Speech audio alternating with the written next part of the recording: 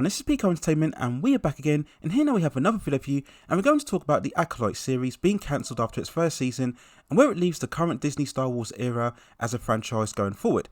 Now there might be potential spoilers for the series here, so just beware when going into this overall video, and you can check out my review of the first season within the channel, and I'll leave some links within the description.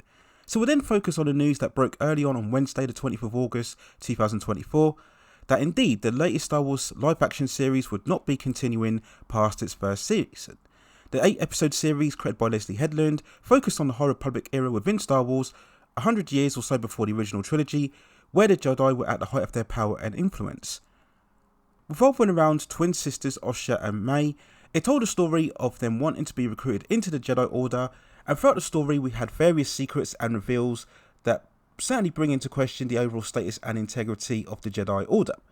And according to various sources, the series started off strongly in terms of its ratings, but that steadily deteriorated after the 3rd episode, where it dropped out of the top 10 most streamed television series. So what does all of this mean then? Well, to be honest, this wasn't really surprising news. The show didn't really favour good critical reception, and neither did it gain good favour amongst fans or general viewers across the board. There was very little hype from episode to episode, no particular excitement as to where the show was in terms of connection to the Star Wars universe, no real standout moments or scenes to generate any goodwill or positivity.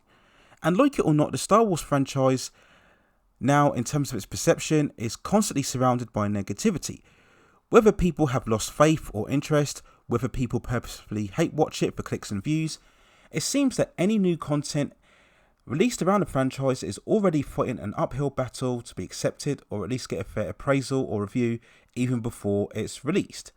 We go through months and months of constant perceived drama or outrage regarding the characters or its conception, and again this will very much taint any casual interest in the upcoming shows. Lucasfilm just seem unable to shake off that negative stigma, and to be fair, a lot of it is down to their own undoing. The Star Wars franchise, of course, at one point was the most culturally impactful within all of entertainment. The original trilogy was almost universally beloved, the prequels were a bit more mixed in terms of their reception, and we've had various other series since then, especially in terms of the Clone Wars series. But still, prior to Disney taking over, I think the franchise very much had a positive reception about it. But ever since Disney took full ownership, and most notably with The Last Jedi, where we saw the deconstruction of Luke Skywalker, the most iconic hero of the entire franchise, the handling of the whole mythology has been poorly judged and largely underutilised. And whilst there will always be an interest in Star Wars, it's just that big of a franchise for there not to be interest. Any hype or interest has clearly been diminished, and yes, Kathleen Kennedy, Dave Filoni and others involved have to be accountable for that.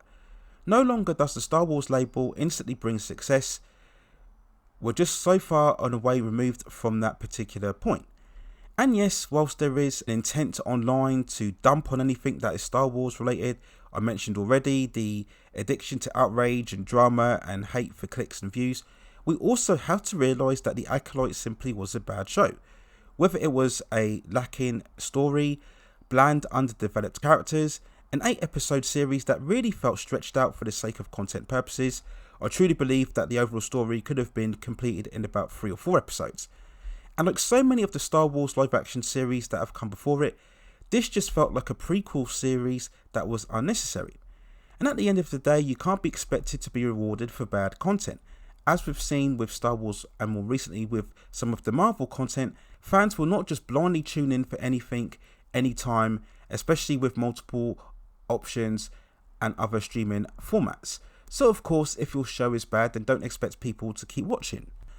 And we then finish off with where exactly Disney Star Wars as a franchise is going forward. Well, I've always maintained that the biggest issue with Disney Star Wars is that it simply isn't moving forward in terms of its story. All of the series have largely been non-essential prequel stories that have less value, as we already know the fate of a lot of the characters. The franchise has become much more reliant on previous backstory and trying to retrofit its own elements within the mythology for the sake of relevance. And that just annoys fans because it causes continuity issues within the established canon. Now yes, people may argue that the Disney Star Wars era continues We know that both Andor and Ashoka has been renewed for season 2. And we know that The Mandalorian has a movie coming out, titled The Mandalorian and Grogu, which I believe is due for release sometime in 2025. We also have the upcoming Skeleton Crew series coming out, I believe, later on this year. But what I've said that the Disney Star Wars era really needs is newer story and newer continuities that move beyond the Skywalker saga, material that will seem far more fresher and therefore reinvigorate interest into the franchise. But at this stage, is it too late? As many people have already deemed the franchise beyond repair, beyond saving. Fans have been burned too many times by what's gone on before to really give the franchise another chance, and at this stage I can fully understand them taking that stance. I would say ultimately they just need to do a better job in terms of the overall quality that they release, and I think at this stage I do believe a long-standing break within a franchise would do it good. This would overall just give the writers a bit more time to fully develop their ideas and take more risks with newer characters and newer stories. But to just keep ploughing on with content even though it's not being well received really doesn't help the franchise, both in terms of its perception and also its cost. We all know that these series have an exceedingly high budget, anything from around $100 to $200 million, which doesn't bear well, especially if they're getting cancelled after one season. So a lot of food for thought following this cancellation, but I think overall I don't think you could have too much complaints about The Acolyte meeting its end only after its first season. So that's my overall thoughts and feelings at the recent cancellation of The Acolyte after its first year. Let me know what you think in the comments below, and if you have any other movies, television series, or any other topics or issues within the pop entertainment and culture scene that you'd like to see me cover, let me know within the comments and I will see if I can provide further content for you on that subject matter within the future. Please also hit like the subscription and notification buttons so I can provide you with more high quality content like this in the future. But that's it for now. Take care of yourselves and I will see you very, very soon.